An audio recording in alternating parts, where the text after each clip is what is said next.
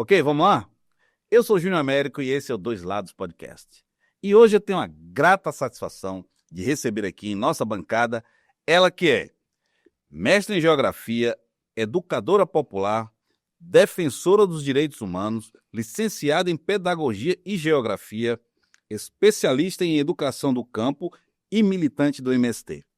Estou falando de uma querida amiga, gosto muito dela, Vânia Ferreira, mais conhecida como Vânia do MST.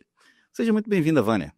É um prazer enorme estar aqui contigo nesse diálogo, que com certeza será um diálogo muito proveitoso, onde nós estaremos conversando sobre nós, né? E essa trajetória de ser Vânia do MST tem uma marca muito importante. Sou filha de trabalhador e trabalhadora rural sem terra, onde a cerca do latifúndio dos canaviais paraibanos chegava no quintal de nossa casa. Meu pai trabalhava um período e a minha mãe na cana e um outro período trabalhava nas fazendas, plantando os nossos alimentos, né, para que a gente pudesse se alimentar. Isso é muito importante dizer de onde que a gente vem, porque quem não sabe de onde vem tem dificuldade de construir o seu caminho para onde ir. E aí meu compromisso com a luta camponesa. Eu sou de uma comunidade camponesa, que nessa comunidade muitas lideranças populares e sindical estiveram presentes na luta por reforma agrária. E eu conheci aos 12 anos Margarida Maria Alves, uma grande liderança sindicalista que foi assassinada pelos usineiros na Paraíba. E foi a primeira vez que eu ouvi falar em reforma agrária. Foi através da Margarida, em um comício político que tinha lá na minha comunidade, né, no período eleitoral, e ela falando que ela defendia de que a terra deveria ser distribuída para os camponeses e a tão sonhada reforma agrária deveria sair do papel. Então isso ficou muito marcado na minha memória, né? E eu também, vivendo nessa comunidade, eu fui para a escola aos 7 anos. Que antes não ia antes, né? Hoje a gente tem um processo educacional um pouco diferenciado, né? Desde 2, 3 anos já pode frequentar esse espaço, seja a creche ou a educação infantil. E a gente não tinha nesse tempo, você ia direto para a alfabetização. Então, me alfabetizei numa escola do campo, numa escola rural, né? Numa sala multisseriada. E a minha professora, Cecília, minha primeira professora, não esqueço, né? Cecília. Depois a Maura, que depois fomos amigas, né, também fui professora dessa mesma escola, né, faltava um mês para eu completar 15 anos, eu fui alfabetizar crianças na minha comunidade. Mas eu queria voltar um momento, assim, dessa relação com a leitura. Eu me alfabetizei em 1 ano. Então, com 8 anos, eu já sabia ler e escrever. E na minha comunidade, a comunidade de pessoas que não sabiam ler e escrever. E eu aprendi a ler com uma fluidez muito grande. Então, comecei a ler as literaturas de cordel para as pessoas que não sabiam ler. Então, o domingo, as manhãs de domingo ou as tardes, tardinha, eu ia nas pontinhas de rua, que eles chamam, onde o pessoal sentava ali na pontinha da rua, na comunidade, e eu lia literatura de cordel. Principalmente as histórias de Lampião e os romances sertanejos, né? E isso também me conduziu a um caminho da leitura, não só, né, dessa literatura de cordel, mas de ler os clássicos da literatura brasileira. E aí eu tive a alegria e a honra de ter uma professora no ensino médio que ela me emprestava os livros de literatura. Então eu li Dom Casmurro, a Moreninha, Iracema, todo esse Menino de Engenho, Fogo Morto, foram os livros que eu li, Cortiço, e que me traziam muitas reflexões. Além de eu fazer uma viagem pelo mundo do conhecimento, né, e olhar para essa realidade do Nordeste, que Fogo Morto fala dessa realidade do Nordeste, né, dos engenhos, dessa vida, do cotidiano dos engenhos, mas da exploração também, né, dos camponeses que moravam dentro desses engenhos, e o Cortiço é da cidade. Então, a ideia do campo e da cidade sempre tiveram muito presente na minha vida, dessa realidade das pessoas que não têm casa, das pessoas que estão fora da escola, das pessoas que não têm terra, das pessoas que passam fome. fez parte dessa literatura, dessa leitura que permeou a minha vida adolescente e também a minha juventude. Muito cedo eu conheci o MST. Aos 17 anos eu tive a primeira experiência de chegar em minhas mãos um jornal sem terra. É um primeiro meio de comunicação que o MST elaborou, né? Eu já fazia ensino médio, né, nessa época, e eu comecei a ler o jornal. Esse jornal falava de reforma agrária, e eu pegava uma quantidade de jornal, Júnior, e distribuía para os professores na escola, né? E foi a primeira vez que eu ouvi alguém me chamar de comunista. Né? Pelo fato de entregar o jornal para as pessoas, assim, e o jornal do Sem Terra falava da reforma agrária, dos conflitos agrários na Paraíba, e eu passei a ser correspondente desse jornal Sem Terra, porque no ensino médio meu sonho era ser jornalista. Porque eu queria fazer denúncias, eu queria fazer documentários, eu queria escrever sobre as problemáticas. Então, o Jornal Sem Terra foi essa porta para mim também, além da sala de aula, que eu já estava em sala de aula, né, sendo professora, né, ministrando aula, mas também da comunicação. Ok. Uau! Bom, Vânia também é política, militante política e tal. Você foi candidata a deputada federal já, né? Foi candidata a vice-prefeita de Imperatriz, da cidade de Imperatriz. Você é maranhense? Eu sou paraibana, eu nasci na Paraíba, mas eu cheguei aqui em 92. Não, já é maranhense por convicção. Então eu tenho mais tempo de Maranhão do que... e a minha militância foi construída aqui, né? Do que de paraibana, né? Então o tempo da Paraíba foi um tempo muito curto na minha vida, mas minha militância maior, né, se construiu aqui no Maranhão, quando eu cheguei e fui para as comunidades das quebradeiras de coco, na Baixada Maranhense, dos pescadores e dos poceiros. E dos assentamentos de reforma agrária também. Conhece mais do Maranhão do que muitos maranhenses. Eu conheço todas as regiões, né? E a realidade do povo maranhense, que é um povo trabalhador e culturalmente muito, muito rica a nossa cultura, né? Vânia, você foi candidata a deputada federal pela primeira vez em 2022. 2022. Quantos votos a Vânia teve? Eu tive 21.761 votos. Quase 22 mil votos. Quase 22 mil votos. E eu falo 61 votos porque esse foi muito importante também. Né? Cada pessoa que saiu de sua casa para votar, porque acreditava no projeto, né?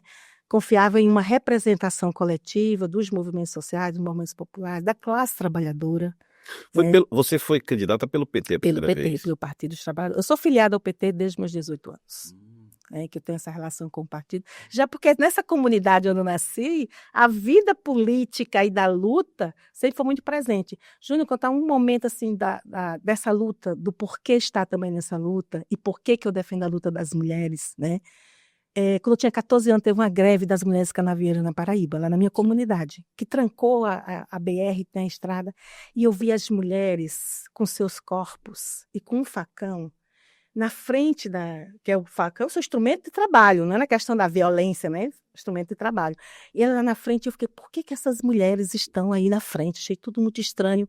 E aí ela chegou para mim, eu conversei com a mulher, falei assim, por que vocês estão nessa luta? Ela falou, porque eu corto a mesma quantidade de cana que um homem.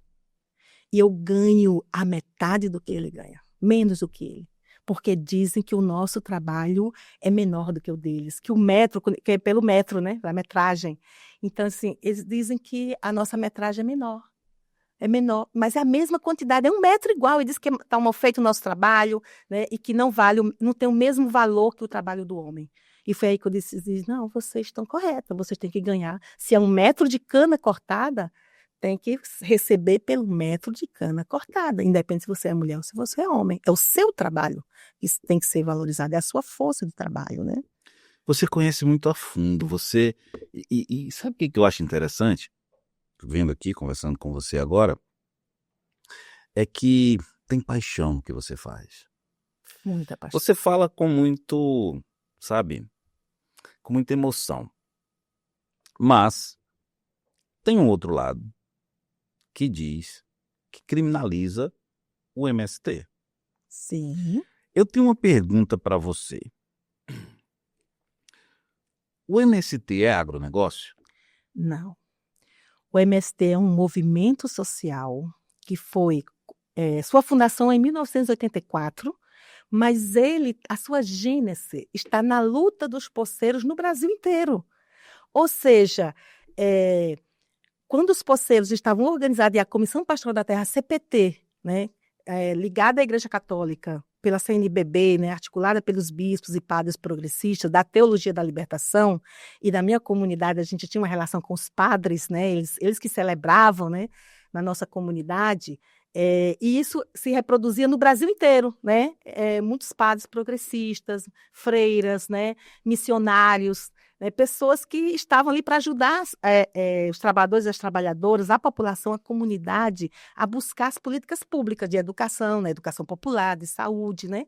E eu sou gerada também nesse processo de luta. E aí o MST ele nasce da necessidade dos camponeses e camponesas de ter a terra. Eles estavam sendo expulsos pela grilagem, né? A violência da pistolagem muito forte no nosso país. Tanto que as freiras foram assassinadas, padres foram assassinados, que é a história de Padre José em 1086, né?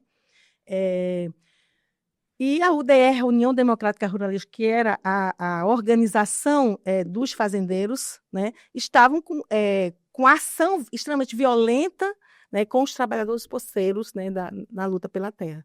E o MST ele nasce e se fortalece dessa luta. Né? Então, em 84, foi feito o primeiro encontro nacional do MST, com a participação de 13 estados do Brasil. Né? Região sul do Brasil e a região nordeste também participando, sudeste, centro-oeste, tinha representação dos estados. Então, 13 estados participavam. E em 85 foi feito o nosso primeiro congresso nacional. Então, no primeiro congresso nacional do MST, já tinha uma participação maior, né, dos estados. E aí, qual que era a tarefa? Né? Qual que era a tarefa quando essas lideranças retornavam aos seus estados? Era organizar o MST nos seus estados. Né? E aí começou essa articulação. Eu sou fundadora do MST na Paraíba e no Pernambuco. E a Paraíba também foi fundar o MST no Ceará e no Rio Grande do Norte. Tudo isso em meados de 1986. Isso em 89.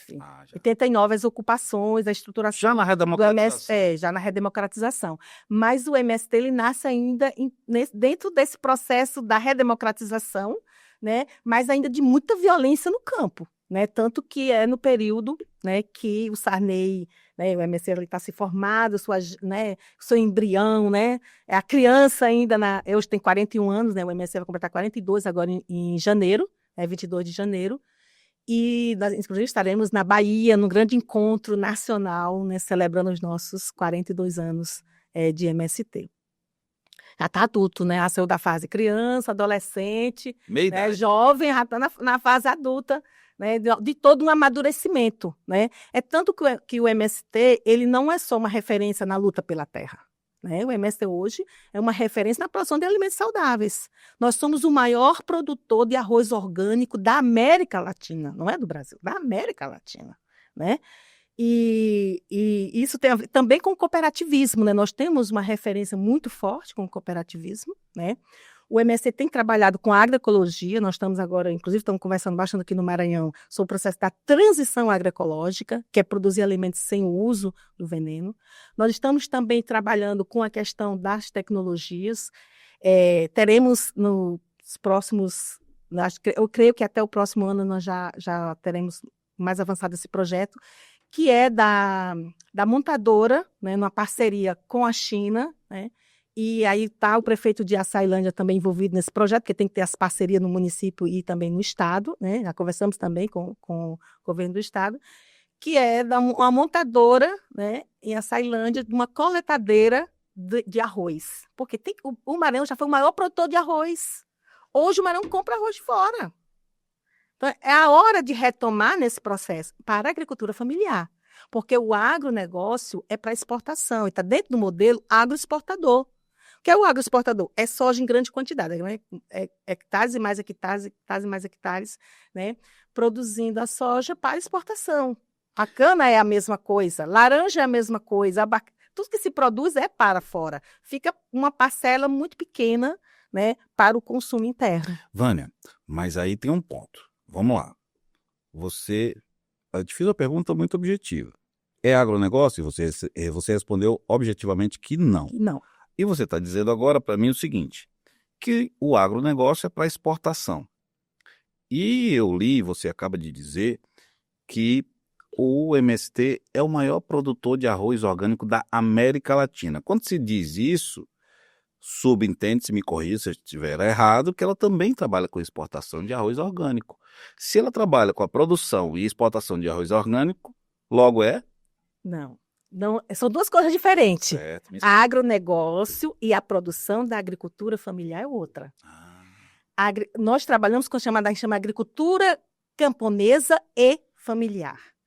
Nós, em algumas regiões do país, conseguimos acessar por algumas políticas, algumas tecnologias. Então, nós produzimos em uma maior quantidade. Em área pequena, lá em 1.000 e poucos hectares, esse assentamento. Não é um assentamento enorme de 28, 30 mil hectares. Assentamento pequeno. E lá se produz, né? O foco é a produção de arroz. Né? E é um arroz orgânico que passou por várias experiências. A Embrapa esteve junto com a gente nesse projeto, né? O INCRA esteve com a gente, o Ministério. Né? Então, a gente produz o quê? Ele tem um público destinado, ele tem um mercado destinado, que é o mercado da agroecologia e da produção orgânica. Né? Não é, ele chega lá fora, quando diz o maior produtor da América Latina, nós estamos dizendo que ele está exportando para a América Latina. Mas é o que mais produz nessa linha produtiva de alimentos orgânicos. Né? Então, esse arroz ele é produzido para famílias. O consumo interno no Brasil. A maioria é interno, mas também tem, por exemplo, a Argentina. Tem uma feira lá na Argentina, a gente leva para expor e quem quiser comprar também, tiver uma quantidade significativa, também leva para vender nos chamados circuitos solidários de produção, né, no mercado. Mas isso daí não é exportação? Não necessariamente, a gente chama mercado solidário. É um mercado, né, de comercialização entre as cooperativas, entre as organizações. Né? Chega também no certo público, né? Pode chegar, não é proibido ter numa prateleira de um supermercado um produto da reforma agrária. Deixa eu ver se Pelo contrário, a gente quer que chegue para as pessoas saberem que a reforma agrária dá certo, que ela é possível e que ela produz alimentos que são fundamentais para a mesa do trabalhador. Quando eu falo de exportação, eu estou falando daquilo que não alimenta a gente. Ocupa uma grande quantidade de terras, né? Mas não é um alimento que vai para a nossa mesa. É um alimento, né, que é uma linha produtiva, né, que é para fora do nosso, para exportação, para alimentar animais, né, para a ração animal na Europa, na Ásia, né, em outros países. Bom, eu entendi o seguinte. Se eu estiver errado, você me corrija novamente. Sim. Não é produzido para exportação, mas tem um circuito, né, econômico. A finalidade não é essa. Não é essa. Essa é a diferença do grande agronegócio, que a finalidade do grande agronegócio... O agro tem uma diferença da agricultura familiar. A gente produz alimentos para a mesa do trabalhador, da trabalhadora brasileira. Certo. Certo? O que a gente come? O que vai para a nossa mesa? Vai a macaxeira, vai o arroz, vai o feijão, né? Vai as verduras, né? A horticultura, a fruticultura. Isso aqui vai para a mesa do povo brasileiro. A soja é um derivado ou outro, né, de alimentos que são consumidos. Ela ocupa uma grande extensão de terra, porque é um monocultivo, inclusive desmata demais. Né? Utiliza, o agronegócio hoje utiliza 76% da água doce nossa. Só para você ter uma ideia do do processo, né, de consumo de água e também as extensões de terras. Então, você vai daqui para todas as regiões do nosso país, você vai ver o desmatamento de uma forma assustadora. Ou é eucalipto, né, que está de um lado, no caso do Maranhão, e as comunidades elas estão, inclusive, Júnior, cercadas. De um lado estão cercadas pela pecuária, por outro lado estão cercados pela soja, e do outro lado estão cercados pelo eucalipto. A agricultura familiar camponesa, ela está sofrendo, né, o cercamento, que a gente chama de cercamento dos produtores de alimentos, que isso precisa ser discutido pelo poder, né, pelas instituições, precisa ser pensado e discutido pelo Estado, tanto federal, municipal e estadual. Não tem como uma empresa única ou um grupo de produtor ter grandes extensões de terras e não tem uma árvore em pé. E isso é impacto. Por que nós estamos tendo mudanças climáticas? essa crise climática tem a ver com o quê? Tem a ver com a questão do desmatamento, que o Maranhão, em 2023 e 2024, é campeão de desmatamento. Né? Em 8 dias, se desmatar mais de 100 mil hectares. Vânia, assim, você está passando o outro lado, vamos dizer assim, do MST, né? Você está falando sobre produção, sobre comercialização, trabalho, geração de emprego e renda, certo? Mas tem um outro lado que criminaliza o MST. E eu confesso a você que, assim, terra é agronegócio. Confesso a você que eu pensava assim. Mas você muito bem está me esclarecendo isso, a forma correta. A minha pergunta para você é a seguinte: de onde vem e por que alguns setores da política e até da economia criminalizam o MST, chegando até a chamar de organização criminosa, facção, né? Acho que a palavra que eles usam mais ou menos é por aí. Se não for essa, mas significa mais ou menos Eles isso. utilizam várias terminologias, né? E aí eu quero emendar essa pergunta, né? Perguntando para você o seguinte: no governo Bolsonaro teve uma certa retração do avanço, né, do MST. Agora no governo Lula, aparentemente tem o movimento ganhou uma visibilidade, vamos dizer assim. Você vê no governo Lula avanços nesse novo governo agora em relação ao governo Bolsonaro, e por que existe uma parte da economia e até da política de criminalização do movimento dos trabalhadores sem terra? Júnior, tem uma questão que a gente precisa aqui pautar. Né? Terra é poder. Quem tem terra tem poder. E quando estou falando de terra, estou falando dos latifundiários. Né? Por que existe uma bancada da bala, bancada do boi, né? Agora das betes, né? A bancada da bandidagem? Por que tem essa bancada de deputados dos bancos? Né? Porque eles estão também ligados à terra. Essa bancada forte aqui unificada, os bancos também são donos de terras. Os empresários também são donos de terras. Até os artistas são donos de terras, os mais famosos. Também vão ser fazendeiros, né? Aí você vê o que é aí. A nossa história ela está permeada pela questão da terra. A questão fundiária, a concentração da terra. Porque concentra-se terra, riqueza e poder. Eles estão juntinhos. São 3 pilares, né, bem articulados. Né? E quem está no poder não quer perder poder. Quem é o dono? Nossa história do coronelismo, né? Das leis de terras no nosso país, que só favoreceu quem já tinha terra, né? Ou quem era amigo do rei, amigo do poder político. A grilagem de terras no nosso país. Júnior, nós temos de documentos cartoriais 27,71% a mais do que existe de terras no Brasil. Se você tem uma ideia, a grilagem ela é tão grande que é quase 30% do território nacional. Ele não existe, só existe no papel, a mais. Porque isso o quê? Esses documentos é para tirar mais créditos em bancos, né? É para poder retirar os trabalhadores das suas terras, para despejar. O que está acontecendo no Baixo Parnaíba, Júnior, é criminoso. Os sojeiros estão chegando lá na região, nas comunidades tradicionais, onde elas não têm a documentação da terra. Eles estão há mais de 40, 50, 60 anos, vivendo nesses povoados. Claro que o povoado aumenta. Chegou aqui 3, 4 famílias, mas se organizou o povoado ali. Tem 200, 50, 60 famílias que estão lá, uns há 50 anos, outros há 40, outros há 30 anos, 20 anos, que estão ali naquele território. Né? E agora chega alguém com um documento dizendo que, não, comprei de não sei de quem, o herdeiro não sei quem, e agora retiram essas famílias dessas comunidades. Então, muitos conflitos que existem, mais de 200 conflitos no estado do Maranhão, com essa questão, né, da grilagem. E tem empresas que estão envolvidas nessa grilagem. Aí eles chegam com 2 tratores, um correntão, destrói as casas das pessoas, porque não é casa... É a casa do camponês maranhense, né, que é de barro, né, tapada de barro, coberta com telhas, outras vezes nem é telha, é palha, né? São essas situações, daí é a realidade nossa.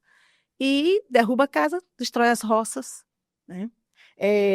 Fecha o poço, né, que abastecia água para a comunidade.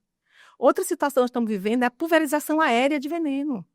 Nós estamos com nossos assentamentos aqui todos cercados. Já fizemos várias denúncias e não se tem uma solução, porque se joga o veneno e mata o que eles queriam lá, matar, né, o mato, né, da plantação deles lá, dos fazendeiros, mas mata a produção do trabalhador, mata o feijão, mata o milho, mata a fava, mata a mandioca que está ali. Os canteiros, tem lugares que não tem, o cheiro verde está morrendo por causa da pulverização aérea. Essa é uma forma de expulsar o trabalhador do campo. Aquele que já lutou para conseguir a terra, o pequeno proprietário que está ali, que está cercado. Eu estive em Buriticupu conversando com um trabalhador e ele disse isso para mim: eu não sei até quando eu vou resistir aqui. Ele estava sozinho aqui e cercado. Isso eu estou adoecendo. Eu estou adoecendo, eu não queria vender minha terra de qualquer jeito, porque se pressiono, aí a pessoa vende pelo valor mais barato do mercado, porque precisa ir embora. Então, na sua concepção, essa criminalização, na verdade, é uma narrativa para convencer a sociedade de que não é importante ter reforma agrária. E a reforma agrária é necessária para o nosso país. Os países mais desenvolvidos, eles fizeram a reforma agrária. O Brasil fez uma opção de não fazer a reforma agrária porque as forças econômicas, políticas e produtivas do nosso país, ela decidiu o quê? Decidiu que não precisaria fazer a reforma agrária. Eles iam manter a concentração da terra, né, porque é poder. Eles iam controlar o poder político e o poder econômico na sociedade, né? E, a partir disso, onde tivesse os conflitos, e se o Estado, né, a mão do Estado chega, e o Estado negocia e paga, porque não é de graça, as áreas elas são pagas. O governo desapropria pelos tetos da dívida agrária, né? O crédito da dívida agrária, e também o governo ele compra também terras, né? Tem essa compra que é pelos títulos, que tem até 20 anos para resgatar.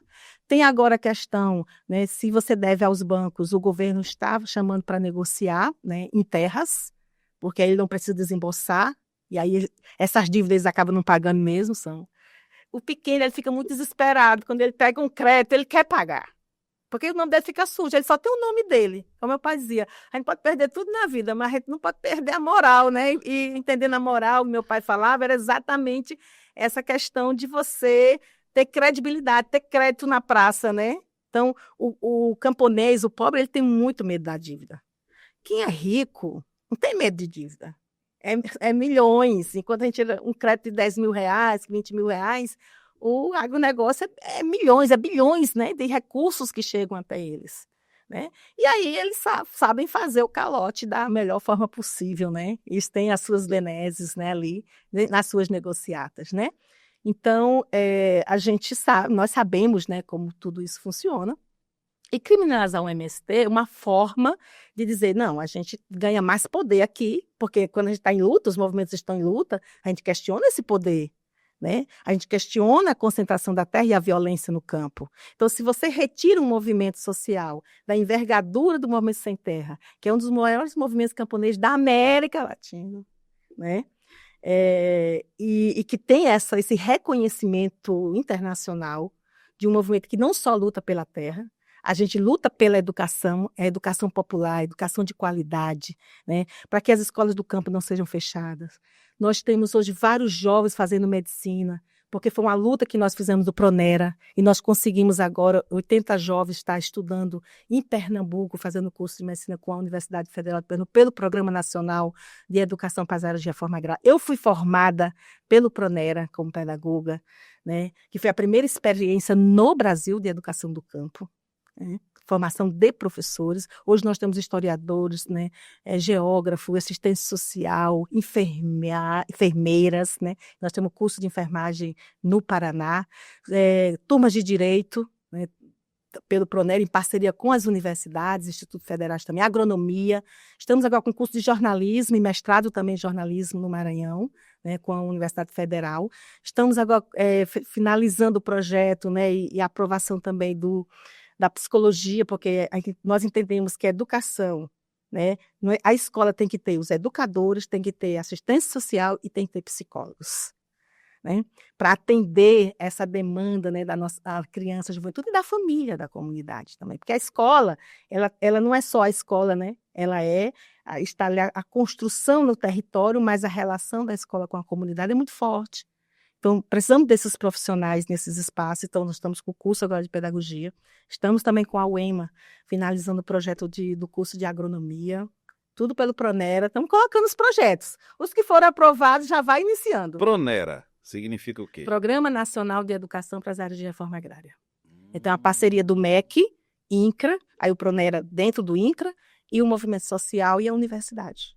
Aí pode ser Universidade Federal, Estadual e Instituto Federal. Excelente. Bom, Vânia, você está pintando aí um cenário realmente fenomenal, fantástico a respeito do movimento dos trabalhadores sem terra. Mas tem um outro lado que se queixa de invasão de terra, se queixa dessa guerra no campo, que às vezes o próprio trabalhador sem terra, ele fala sobre essa guerra no campo, o próprio movimento fala muito sobre isso. E já o fazendeiro, o agronegócio, ele diz que, né, primeiro caracteriza o movimento como um movimento criminoso, que invade terra, produtiva, etc. Tal. Como você vê essa questão? A terra, como você vê essa questão das invasões? Ou qual é a terminologia correta? É invasão, ocupação? Quando é invasão, quando é ocupação? Se tem diferença? Explica pra gente aí, pra gente poder entender melhor. Até porque o outro lado, né, tem a sua narrativa. Tem a sua narrativa. Qual que é a nossa narrativa número 1? A terra é um bem da natureza. Ela tem que ser compartilhada. A terra não pode ser só sua e você ser o dono, controlar essa terra como sua e as outras pessoas estarem passando fome. A gente, como ela é um bem da natureza, ela precisa ser compartilhada. Ela precisa ser dividida também, né? Esse é um ponto. Segundo ponto, quem realmente invadiram as terras? Foram os camponeses ou os grileiros? Eu vou trazer só um dado de 1850, com a primeira lei de terras do Brasil, e aqui no Maranhão, 1969, com a lei de terra no Maranhão, que o Sarney era o governador. Em 1850, as terras foram divididas para os amigos do rei. Os pobres, os camponeses, a população negra, mesmo que já não era mais escravo, que já era aforreados, não tinham direito à terra. Quem tinha terra, direito à terra, os amigos do rei, que podia pagar um valor para a coroa e a partir das suas relações construídas ali de poder. Isso foi em 1850, o povo ficou sem terra. Era a oportunidade do Brasil ter feito a primeira reforma agrária. Depois nós tivemos uma outra oportunidade do Brasil fazer a reforma agrária, que foi em 1988, na nossa Constituição Cidadã. Mas o Brasil não fez a reforma agrária. Mas eu ainda volto um pouquinho, em 1888, com a abolição da escravatura. O Brasil poderia ter feito a reforma agrária, onde a população negra poderia ter um pedaço de terra para trabalhar. Tiveram que fugir, ficar em quilombos, e que hoje, né, vive essa resistência pelo reconhecimento, né, de ser um quilombo, né? Então, trazendo essa questão de 1969, para quem foi dividida as terras do Maranhão? Grupo Cacique, empresa de mercado, né, comércio, Mesbla, Varig, VASP, né, Pão de Açúcar, e mais outros grupos ligados, né, à família Sarney. Eles andavam aqui de aviões, assim, igual as Terras Cantadas, né? Tem uma narrativa de Javé, que é um filme, né, é muito legal, que fala as terras cantadas. Então, daqui para ali é de sua, dali para lá é sua, dali para lá. Então, a divisão da terra, que era pública, de helicópterozinho dizendo onde é que era a terra de quem para quem, né? Porque eram terras públicas, né? Essa região aqui era toda a região de terra pública. Você tem um documento, São Pedro da Água Branca, pede lá o levantamento. Aí você vai ver terra pública, todas essas áreas eram terras públicas, né? Vila Nova dos Martírios, Cidelândia, né? Imperatriz era terra pública, né? Inclusive do povo Cricati, né? Que foram expulsos, né? Foram buscar na história nossa, né? Do povo Timbira que habitava esse território, né? Então tem uma situação que eu digo assim, quem invadiu o quê, né? E aí os camponeses que viviam dentro dessas terras foram expulsos, assassinados. Na década, nos anos 70, meados dos anos 80, chamava-se a limpeza diária. Essa área aqui em João Lisboa, que é Cipó Cortado, estava também dentro dos processos. Vitor Acelin, ele escreve Grilagem Terras dos Carajás, ele coloca, inclusive, o Cipó Cortado, onde os corpos ali eram enterrados de camponeses naquela região. Porque era a chamada limpeza diária. Então, você tem 24 horas para sair daqui. Aí chegava com um documento dizendo que era o dono da terra, porque o GETAT, que era o grupo de terras, né, do Araguaia, Tocantins Araguaia, eles faziam esse levantamento, né? E aí os fazendeiros se regularizavam. Quem era o fazendeiro? Era o comerciante, era alguém de alguma empresa de São Paulo, era os amigos do rei. Os amigos do rei, é exatamente isso.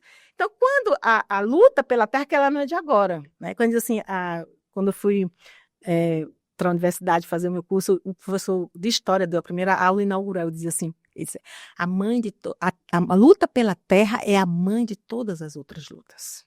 Porque esse é o conflito sempre, né? Começou aqui com os povos indígenas, né? E o povo negro também que foi escravizado, trazidos, né, violentamente da África para cá, também fizeram seus processos de resistência. Eles também queriam terra, eles queriam liberdade, né, sair desse trabalho, né, violento, né, e escravizado, né, explorador, para uma terra que fosse livre. Ele queria terra e liberdade, né? E dizem, não, a população que se organiza, e os poceiros ali depois vão se organizando, né, em torno dos engenhos, né, das fazendas da pecuária, eles vão se organizando ali, que tem os moradores dessas terras, e começa as lutas por ali também, né, as áreas chamadas terras sem dono, né, e aí nós temos um marco muito importante no Brasil, que é a ditadura militar. Eu digo importante no sentido de olhar para a Amazônia, de olhar para as terras públicas como terra de ninguém, e eles cederam, o governo militar cederam essas terras para fazendeiros de outros estados, né, que tinham algum tipo de conflito nessas terras, ou não, eles também se apropriavam aqui. É tanto que a maioria das terras do Maranhão é terra do cearense, terra do pernambucano, terra do baiano, pouquíssima terra do maranhense, né? E outros que vieram, né, com as suas amizades políticas também se estabelecendo no nosso território. Então, a grilagem de terra ela acontecia pelo cartório, e continua acontecendo, inclusive, e também pela pistolagem, né? Você chegava lá, ameaçava as famílias, elas não tinham o que fazer, iam embora. Iam se mudar para um povoado, elas não tinham terra, e muitas das vezes voltava para trabalhar naquela fazenda de onde ele foi expulso, porque ele não tinha como sobreviver de outra forma. Então, a saga, né, camponesa é uma saga de muito sofrimento, de muita luta, de muita violência, né? E eu falo desse lugar também. Eu não estou falando de um lugar aleatório, estou falando do lugar das minhas vivências, né? E dizer assim, o MST é invasor. Nós dizemos, nós não invadimos terra, nós ocupamos terra. Por que ocupar e não invadir, né? Os grileiros, eles invadem a terra. Agora, os camponeses, eles ocupam porque estão reivindicando um direito coletivo. Não é uma pessoa que diz, eu sou dono da terra. É uma coletividade de 50, 100, 200, 500 famílias. E ela diz assim, eu tenho também o direito à terra. Ter o direito à terra é ter direito ao trabalho. Ter direito ao trabalho é ter direito à moradia ali, né? Conseguir um assentamento. Também ter direito à escola, à educação, ter direito a um posto de saúde para o atendimento à saúde, ter direito a acessar as políticas públicas de saneamento básico, de asfalto de suas ruas na comunidade, e construir realmente ali uma vila, uma comunidade, um assentamento de reforma agrária. E a gente também discute, né, na parte disso, o processo produtivo de beneficiamento dos produtos. Ainda tem vários outros projetos. Nós estamos agora com alguns projetos, chama-se o Fomento Floresta, né, que é da linha do governo federal, que é exatamente essa preocupação que o MST tem com a questão ambiental. Nós estamos com uma grande meta, né, de plantarmos mais de 100 milhões de árvores em 10 anos. E nós já plantamos 45. Árvore para Nós quase a metade, nós estamos chegando quase na metade da... Claro que não é sozinho que nós estamos fazendo esse trabalho, né? Com parcerias, com vários grupos, organizações, né? Da gente plantar árvores nesse país, né? Então é isso, a gente ocupa. E quando ocupa, a gente ocupa terras improdutivas. O que é uma terra improdutiva? Está lá na Constituição Federal, no artigo 186, de que a terra tem que cumprir a sua função social. Qual que é a função social da terra? Produzir alimentos. Essa é a função social da terra, ela não tem outra função. Produzir alimentos. Aí eu pergunto, eucalipto é alimento? Então tem que ter um limite. Economicamente, a gente reconhece que economicamente é importante, mas tem que ter um limite, não pode ocupar todas as terras do Maranhão. A soja é o quê? Ela tem uma importância para exportação?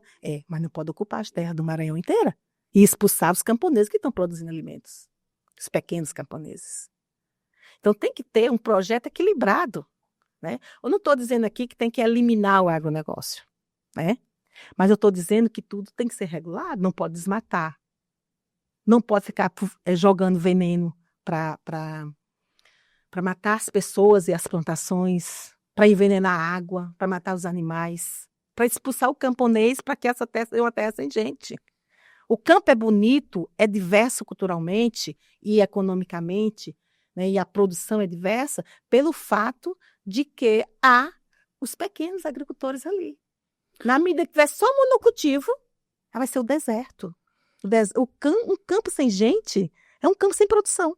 Você acredita que pode coexistir pacificamente o grande agronegócio e os acampamentos dos movimentos do trabalhadores sem terra para produzir agricultura familiar? Você acha que existe essa possibilidade de coexistirem pacificamente no Maranhão?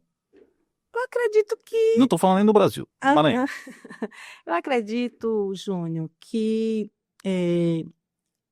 o assentamento, a reforma agrária, o movimento social tem uma pauta e uma demanda. O agronegócio tem uma pauta e tem uma demanda.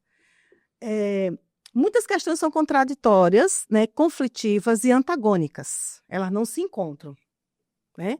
Mas cada um tem os seus projetos, né? Cada um tem os seus projetos. O governo, quando ele tem o Plano Safra, por exemplo, o governo federal, ele destina recursos para o agronegócio e recursos para a agricultura familiar, né? Que essa é a tarefa do Estado.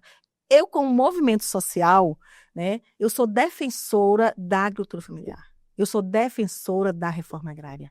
Eu sou defensora, né, de que a gente possa ter um campo bonito, um campo com gente, com agroecologia, com educação, com saúde, com moradia. Um campo onde as pessoas possam ser felizes. Essa é a palavra, que não é só alegria, não. Que as pessoas possam ser felizes e produzir, viver bem, viver dignamente. Eu sou defensora desse projeto. Eu não sou defensora de um campo sem gente. Eu não sou defensora do uso intensivo de veneno. Eu não sou defensora de que um grupo fique rico, muito rico, enquanto os outros passam fome. Que o que se produz aqui seja para alimentar as vacas lá na Europa e não para produzir alimentos para o povo brasileiro. Então, são projetos diferentes, né? E, eu, como sempre disse, eu tenho um lado muito definido na minha vida.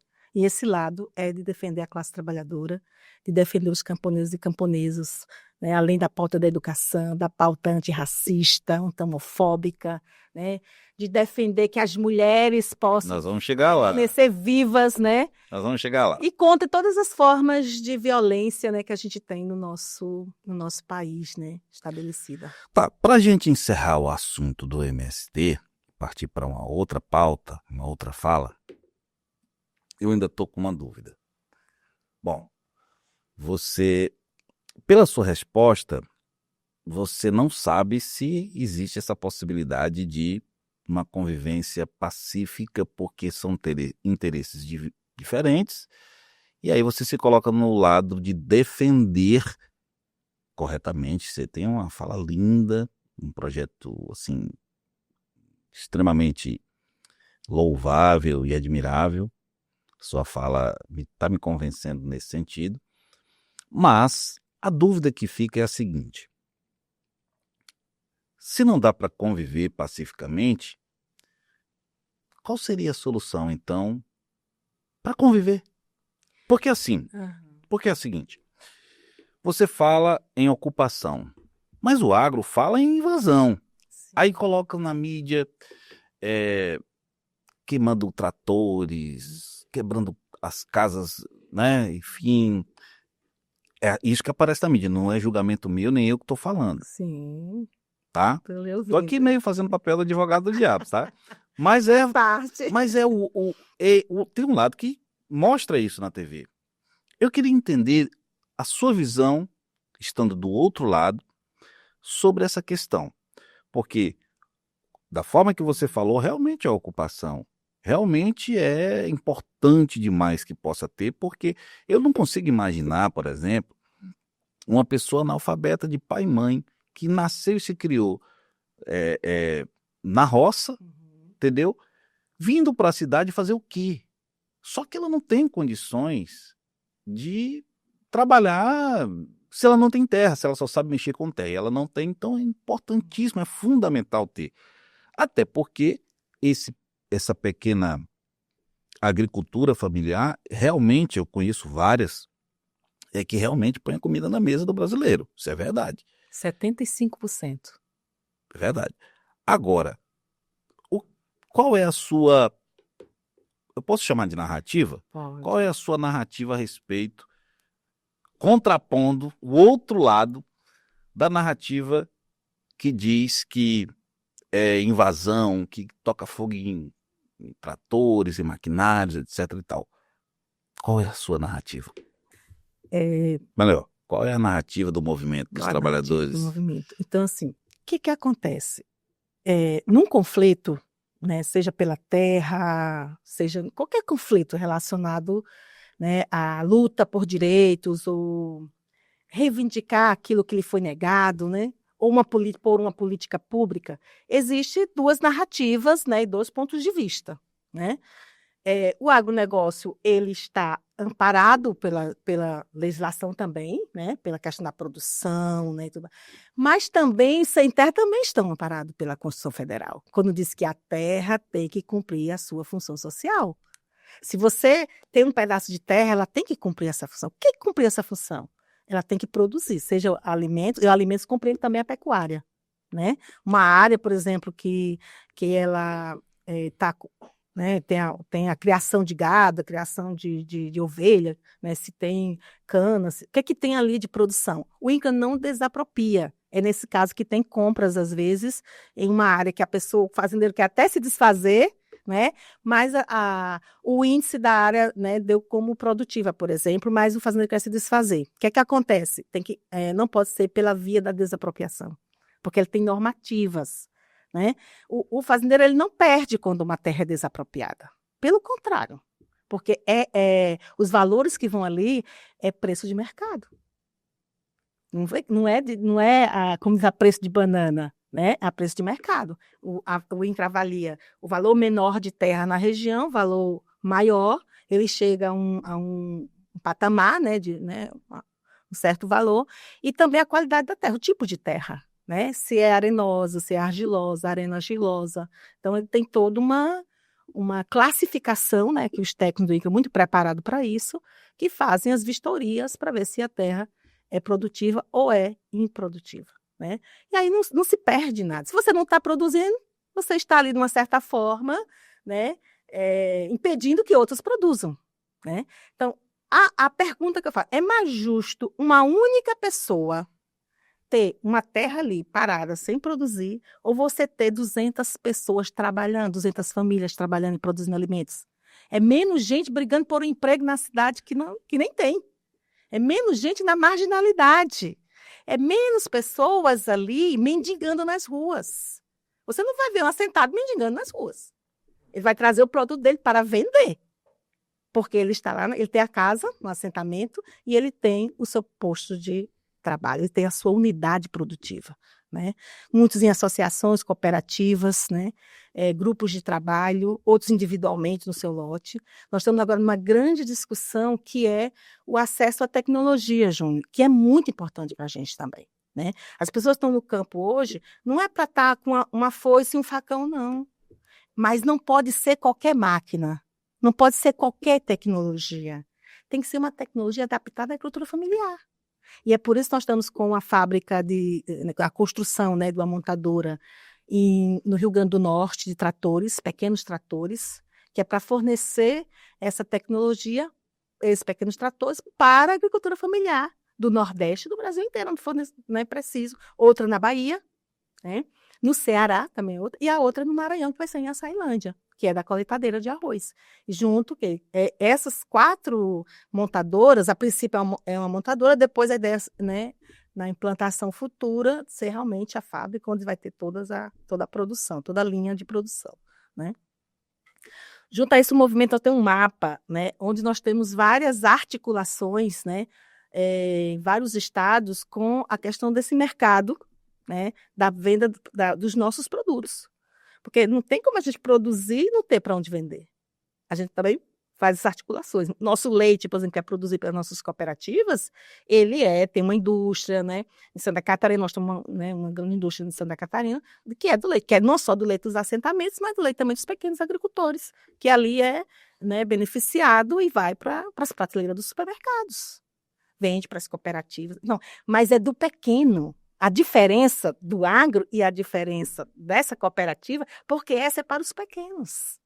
Não é o agro que faz em cadeia, né, em grande quantidade, e muitos para a exportação, visando apenas o lucro. O que se visa nesses nossos projetos é que as pessoas mantenham seu posto de trabalho, porque se eu consigo ganhar dinheiro, eu vou permanecer no campo.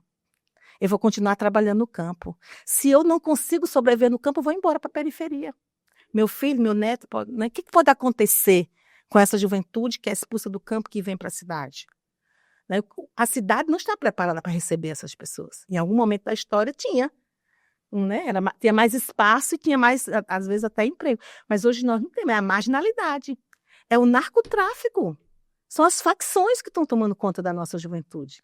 Mas assim, essa questão da ocupação, ela parte de 2 princípios, assim, do outro lado, falando aqui do outro lado. Sim. O primeiro é dos conflitos armados que acontecem, aliás, eu quero ser condescendente para poder falar Sim, de uma tô forma mais... entendendo. aparece na TV, né? Queimando casas, carros, maquinário, etc e tal. Primeiro, a sua visão nesse aspecto. Se isso é uma narrativa... São casos isolados Casos que isolados. acontecem, né? E a outra questão... E outros nem acontecem. E a outra questão é com aquele herdeiro, aquela pessoa que o pai foi proprietário da terra e tá ali trabalhando já não sei quanto tempo, que assim, tipo, sabe? Enfim, não tem a ver muito com essa questão da grilagem. Ele tem uma terra legal, etc, etc, etc. E aí, às vezes, tem a sua terra ocupada. Sim. Isso acontece, a gente vê muito na TV, né? Nas mídias e tal. Qual é a questão? Como resolver isso? E qual a sua visão a respeito disso? Então, vamos tratar agora de 2 aspectos, né? Uma é sobre essa questão quando a terra é ocupada. O INCRA é acionado, né? O Ministério Público é acionado, a Defensoria Pública é acionada, os direitos humanos são acionados, né? O Ministério do Desenvolvimento Agrário é acionado, assim, ó, tem esse conflito, tem essa demanda de terra. As pessoas estão na luta pela terra, estão precisando da terra para trabalhar, estão desempregadas. Elas não têm, ou elas estão na comunidade, nós temos várias realidades que é áreas de conflitos mesmo, onde as pessoas estão ali há anos e estão sendo expulsas. Elas não estão invadindo nada. Aí chega alguém que diz que é herdeiro, mas elas estão lá há 50 anos. Como é que se explica? E o direito à terra? E o direito ao trabalho? A única produção que tinha naquela terra era dos trabalhadores que produziam lá, que moram lá, que trabalham lá e que estão sendo ameaçados, sendo expulsados. Essa é uma realidade, certo? Essas áreas, elas também podem ser desapropriadas podem ser adquiridas por compra direta.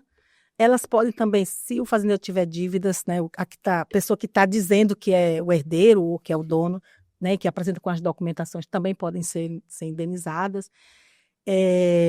Pode ser comprada essas terras, serem pagas para ele, ou pelo título da dívida agrária, pela desapropriação, né, ou a compra direta, que é em dinheiro, né, pagamento direto ao fazendeiro.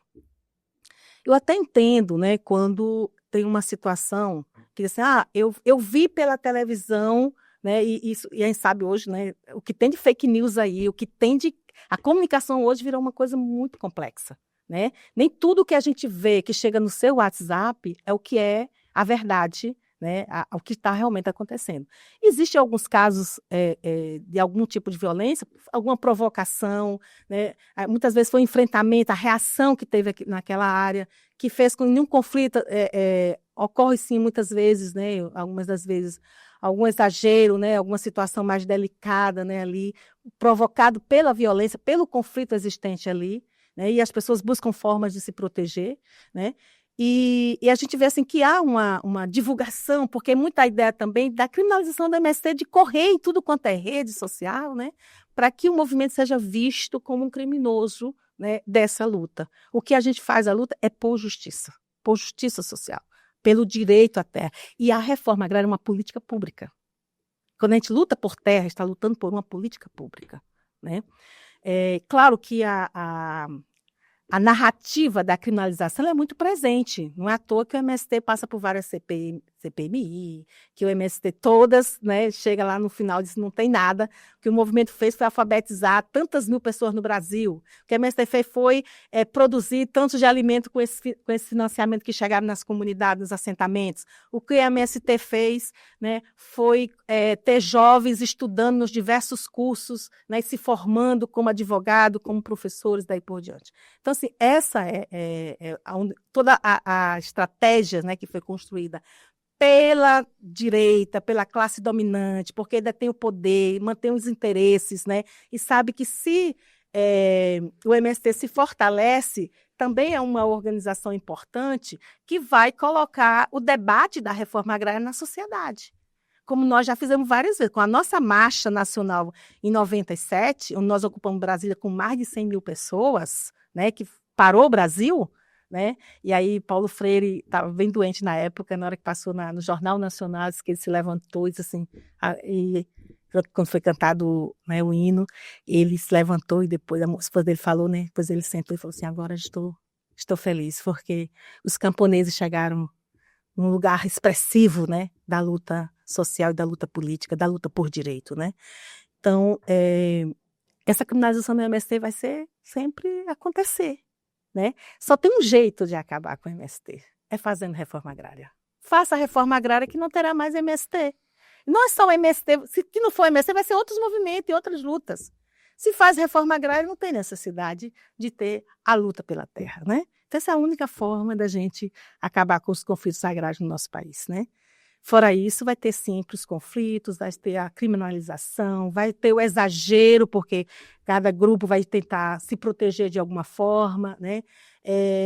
Vai ter os recortes na mídia, né, só fala do recorte, não vai falar do problema como um todo, do contexto, pega só aquela parte, né, e isso gera muita criminalização. Então, eu não sou a favor de nenhuma violência, né, eu acho que o diálogo é um instrumento muito importante da classe trabalhadora, de todas as lutas, né? Acho que a gente tem que estabelecer o diálogo.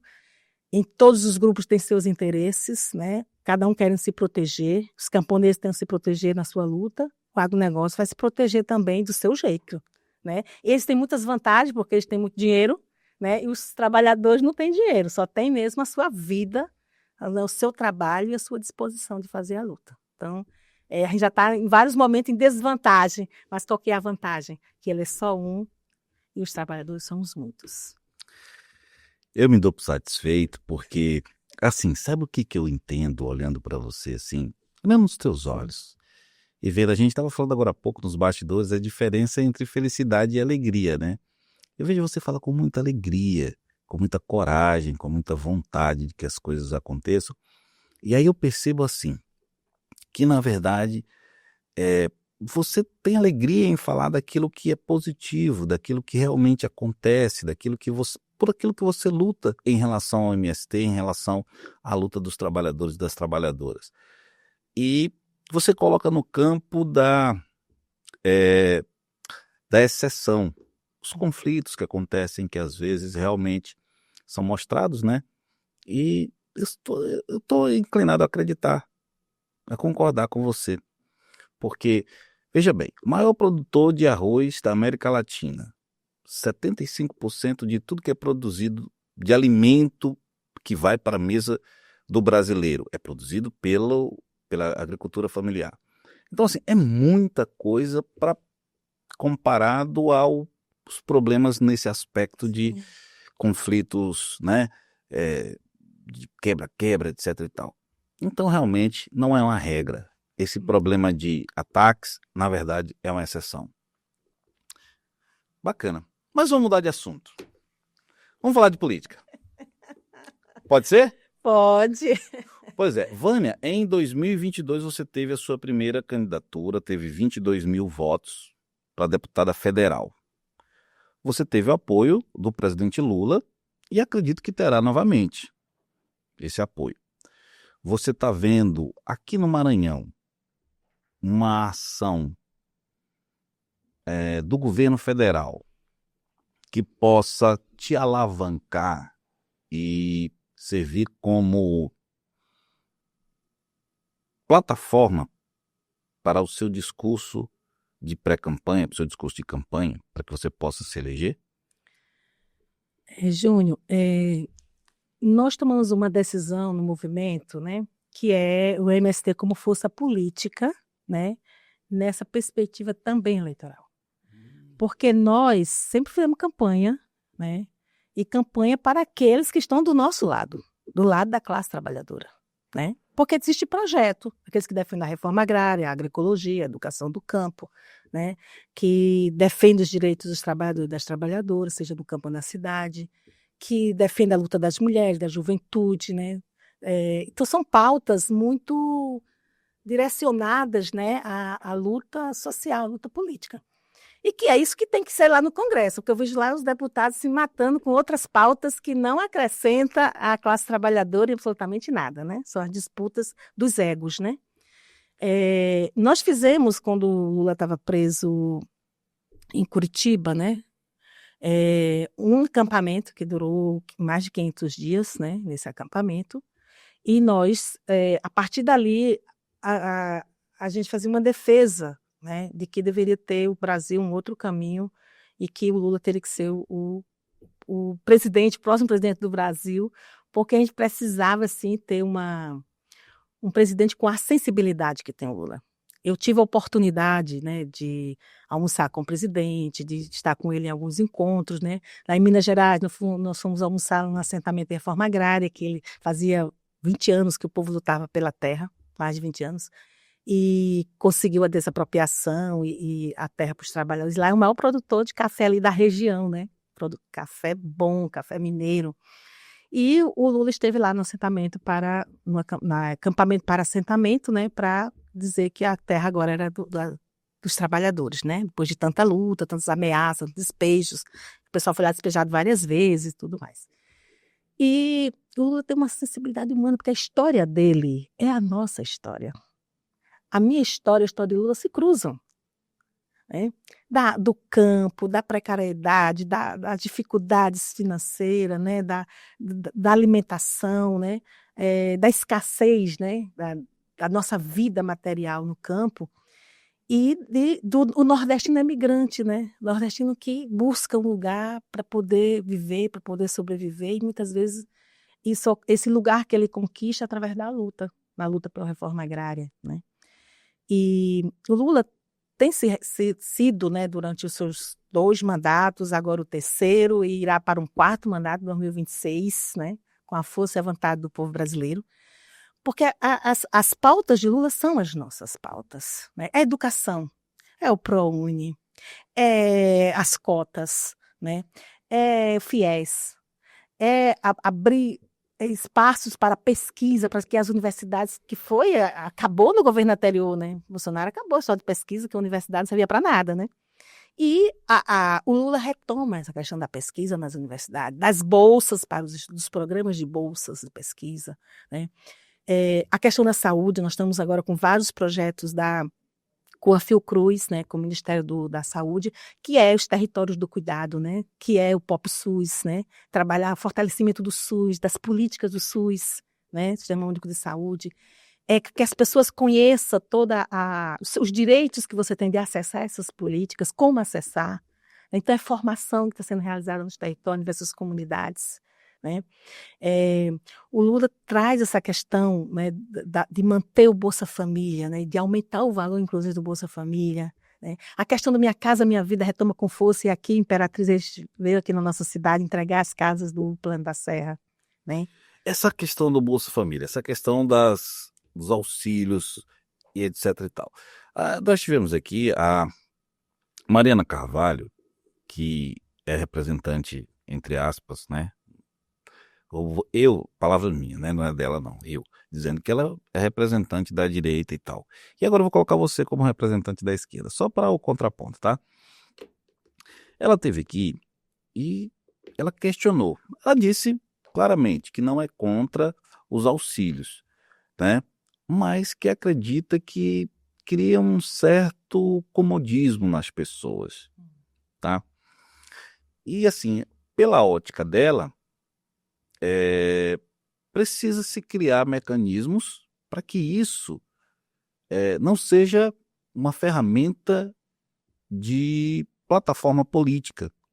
Segundo ela, novamente, isso tem sido usado ao longo do tempo, uma espécie de, não um empobrecimento, mas uma manutenção dessas pessoas nessas condições, para que sirva, no momento propício, como plataforma política. Quando a senhora citou aí Minha Casa Minha Vida, o Bolsa Família, lembrei dessa questão que ela pautou aqui. Qual é a sua visão, qual a sua opinião a respeito disso? Como tirar essas pessoas dessa dependência, se é o caso? Palavras dela, Sim, dependência, tá? Júnior, quem nunca passou fome não sabe o que é fome. Mariana nunca passou fome. Ela não sabe o que é acordar pela manhã e você não ter o que comer. Chegar ao horário do almoço e não ter o que comer. E seu pai e sua mãe estão trabalhando. Não é porque eles são preguiçosos, porque não trabalham. É porque ele não teve a qualificação, ele não teve a oportunidade, né, as condições necessárias para ele poder chegar num outro patamar, né, num outro nível da sua vida. Mas tem uma situação muito concreta. Essas políticas sociais, elas são necessárias. É o estado de bem-estar social mínimo, que é uma Bolsa Família. Você acha que alguém quer viver do Bolsa Família a vida inteira? Se as pessoas tiverem a oportunidade de ter um trabalho digno, as pessoas querem ter um trabalho digno. Se elas estiverem capacitadas para isso, as políticas têm que vir juntas. Até porque R$ 600 não resolve o problema econômico de uma família. Ela ameniza. Ameniza para você. O não ter nada é você ter alguma coisa. E Lula tem muita sensibilidade em relação a isso, porque ele sabe o que é passar fome. E não é porque a mãe dele não era trabalhadora, não era porque a família dele não era trabalhadora. E assim, os países desenvolvidos, os países que estão em outro patamar, eles têm auxílios. Vai para a Europa, eles têm auxílios. Vai para os Estados Unidos, eles têm auxílio. Porque no Brasil, as pessoas que defendem são as pessoas que têm um lado, é o lado que, na visão dele, na narrativa, o trabalhador tem que ser explorado, tem que passar fome, tem que ficar mendigando um prato de comida, porque no período eleitoral, Júnior, é muito fácil. É muito fácil você dar um prato de comida para as pessoas, uma cesta básica, dar um remédio, né? Um óculos, uma dentadura, né? E a partir daí você ganha essas pessoas no processo eleitoral. Quanto mais as pessoas empobrecidas, quanto mais as pessoas em situação precária, é mais fácil a manipulação. Isso interessa à direita brasileira. Isso interessa à classe dominante. Mas isso não interessa a um projeto da classe trabalhadora. A gente não quer as pessoas passando fome. Quer as pessoas com trabalho, com educação, com comida na mesa, com a dignidade. Esse é o nosso projeto. Então, não sei o que a Mariana disse aqui, precisamente, mas ela tem um lado que ela defende, a narrativa dela, né? E cada um tem direito a ter as suas narrativas, né? Não concordo com nenhuma das narrativas dela, porque ela é contra a cota, ela é contra um monte de coisa, mas esse é o posicionamento dela. O meu posicionamento é outro, né? Eu tenho um lado muito claro, que é o lado das pessoas que estão em situação de vulnerabilidade, das pessoas que estão buscando um lugar digno para viver, para morar. E Minha Casa Minha Vida é um grande projeto. E quando se coloca a mulher como prioridade desse projeto, porque quando tem uma separação e a mulher não tem a casa, ela fica na rua. Ela vai para casa de um parente. A mãe diz que não quer nem o pai. Ela vai com 2, 3 filhos. Só quero você, não quero os filhos. Como é que uma mãe vai deixar seus filhos? Então, essa política de que a mulher é a prioridade, né, nesses programas sociais é fundamental. Como Bolsa Família. É a mulher. Cartãozinho da mulher. Né, que tem situações que o homem fica lá na fila esperando, né? Algumas situações assim. Existe, né? Não é geral. Mas é ela que recebe. É da família, mas é ela que recebe. Porque ela sabe. Porque quando o filho chora com fome, ele vai na barra da saia da mãe. Mãe, eu quero comer. Mãe, eu quero pão. Mãe, eu quero leite. Né? Mãe, eu quero comida.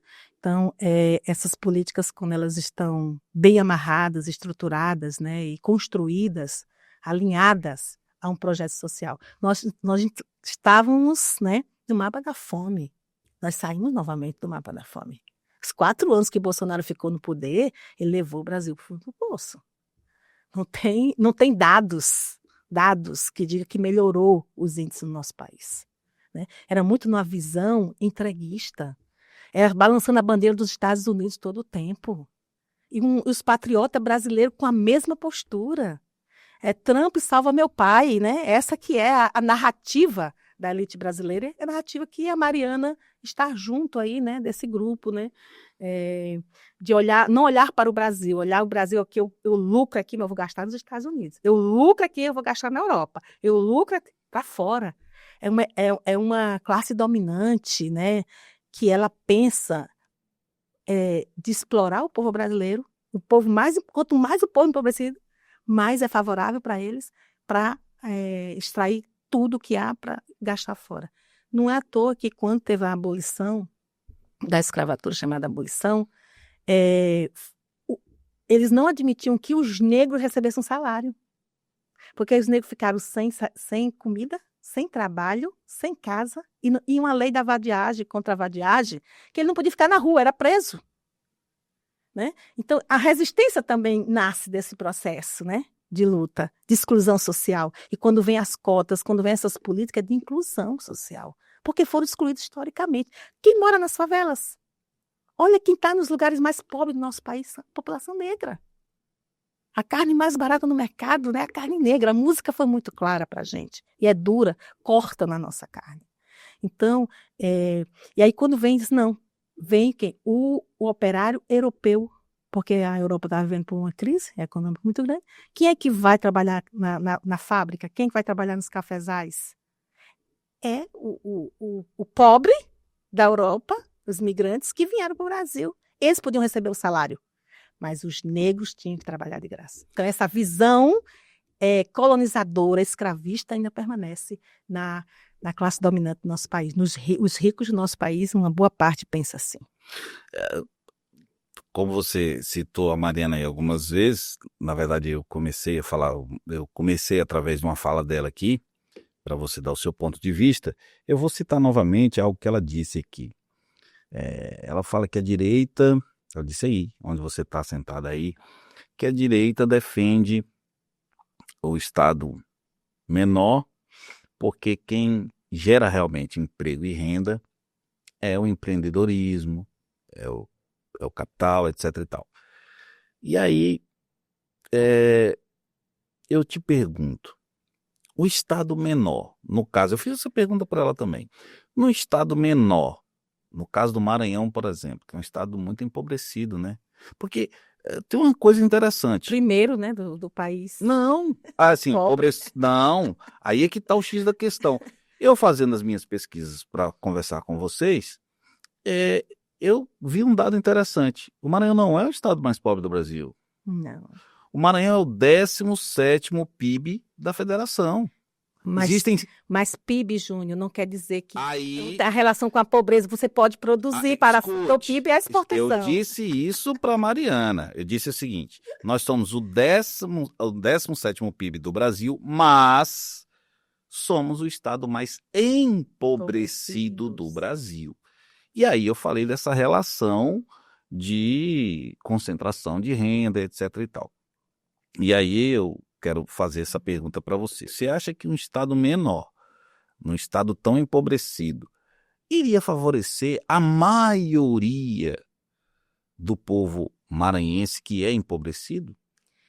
Mas quando ela fala do Estado mínimo, mas mínimo para quem? Mínimo para os pobres e grande para quem? Para os ricos, porque é o Estado que financia, o agro que financia, é o Estado. São as políticas econômicas de Estado que financiam o empresariado. De onde é que vem? Onde é que eles vão buscar o dinheiro? Nos bancos. E os bancos têm que ter investimentos do Estado. Tudo que se passa, toda a infraestrutura é construída com que recurso? É construída com os recursos estatais. Nosso dinheiro. Para quem? Para o agro, né, e as grandes empresas levarem os seus produtos. O Porto de Itaqui, que está ali, que vai para fora. O nosso minério passando por aqui, né, pela ferrovia, e vai pelo Porto de São Luís, né, Porto Itaqui, para exportação. Olhar nessa perspectiva do Estado mínimo, que é uma falácia muito grande, é uma incoerência, inclusive, porque quando fala em mínimo, eles falam em mínimo, mas para não ter as políticas sociais, para ter mais dinheiro para colocar no bolso dos ricos. Não é para colocar no bolso, né, não, o Estado mínimo, tá? Mas o que for arrecadado é para garantir a permanência e a grande estrutura do grande, daquele que domina e controla a economia. Então, quando a gente fala de um Estado, né, que as políticas... Para que servem as políticas públicas? Para que são as políticas públicas? O SUS, que foi tão condenado historicamente, mas quem salvou na pandemia o povo brasileiro? Foi o SUS. É onde está mais preparado para tratar as questões mais complexas de saúde. Eu sou uma defensora do SUS, assim, porque eu acho que ele é fruto da luta do Movimento Popular de Saúde, que eu também participei. Em algum momento eu participei dessa luta, né, pela saúde popular, para que todas as pessoas pudessem ter acesso a uma política de saúde, porque só tinha o fundo rural para o trabalhador, para o camponês, né? E na cidade tinha os outros tipos de atendimento para quem tinha dinheiro. Quem não tinha dinheiro não podia ser atendido em nenhum hospital. As pessoas morriam porque não tinham dinheiro para pagar. Então o SUS é uma conquista coletiva de vários segmentos da nossa sociedade, né? Isso eu estou colocando um exemplo de uma política importante. Mas, né? mas eu entendi.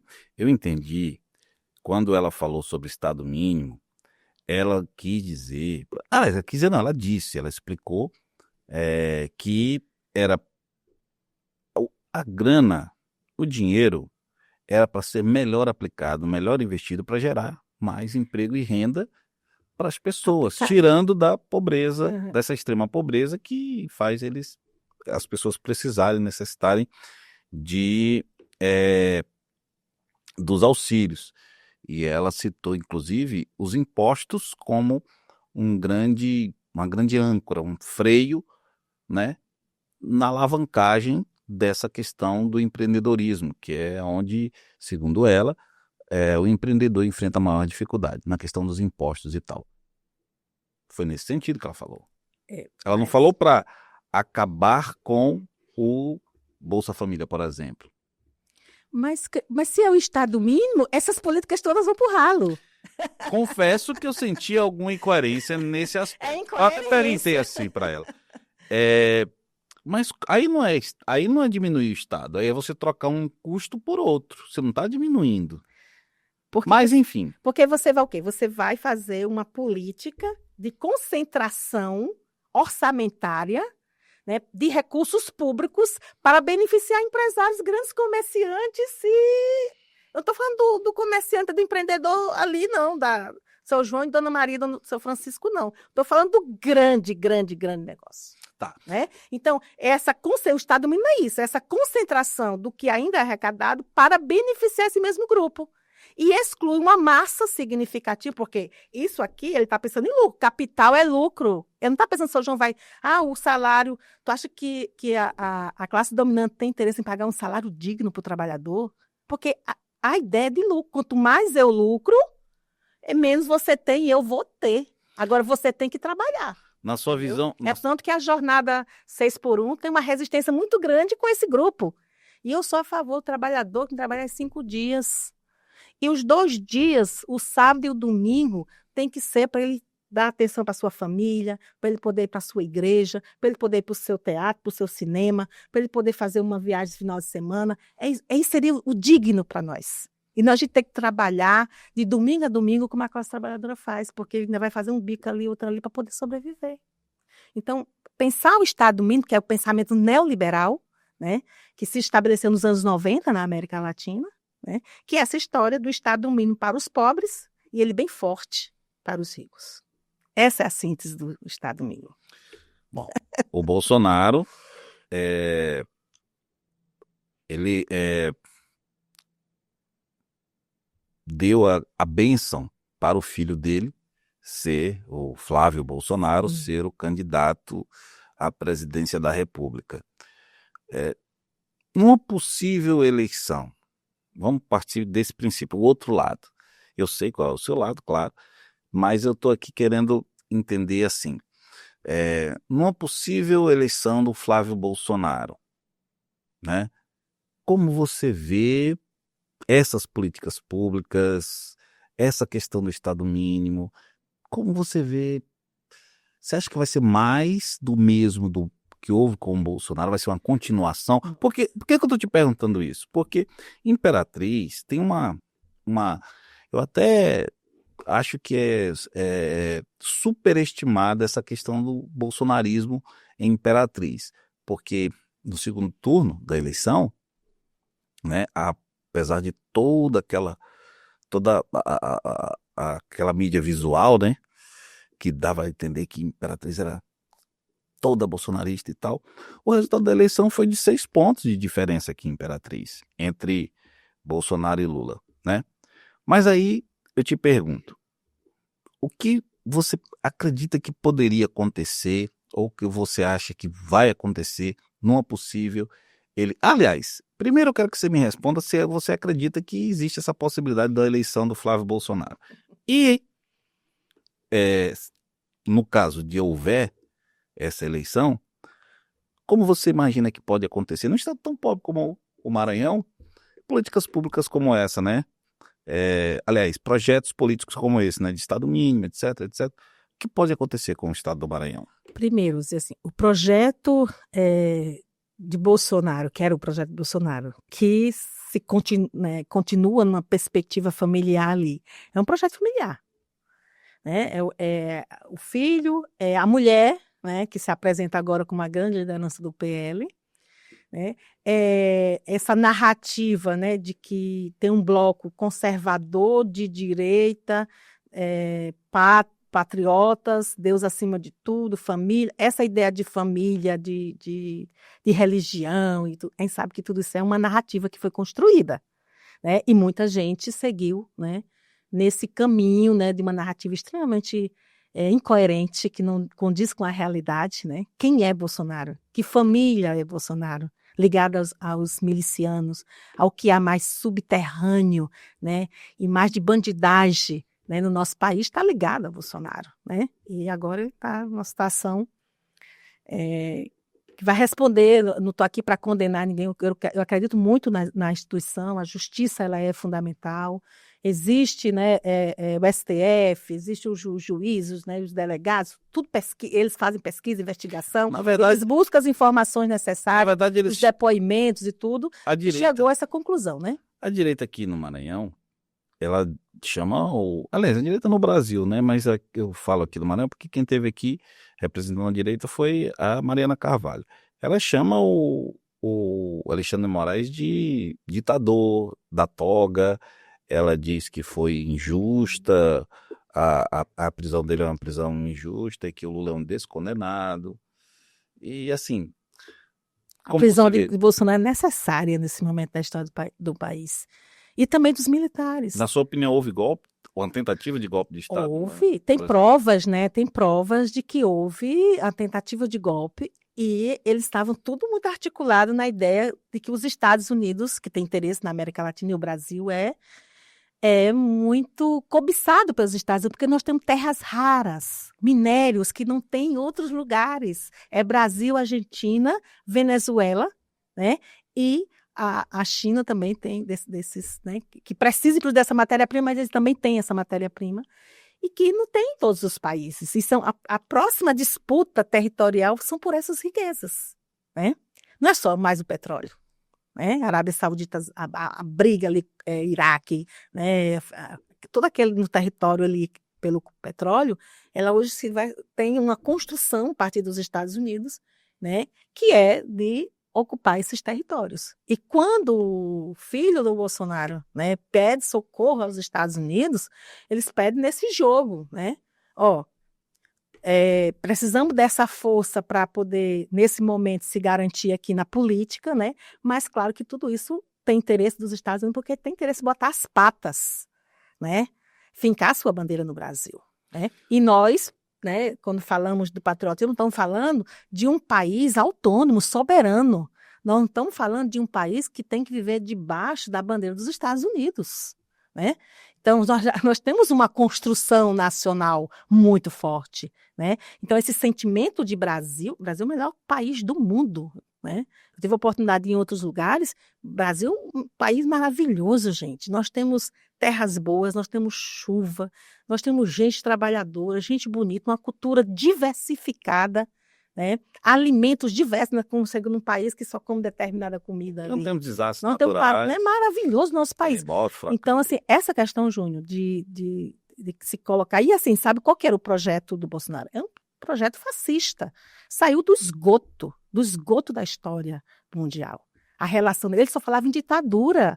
Ele só falava que as pessoas tinham que morrer, que as pessoas que não concordassem com o projeto dele tinham que ser torturadas, que fosse de esquerda, que tivesse um outro projeto de pensamento, né, de um país mais humano, mais justo, mais igualitário, de um país com melhor divisão das riquezas, onde o povo tivesse acesso à educação, um povo culto, né, em todas as suas dimensões. Quando eu falo de culto, eu não estou falando dessa cultura sistematizada acadêmica, eu estou falando do povo que tem acesso a viver a cultura. Né?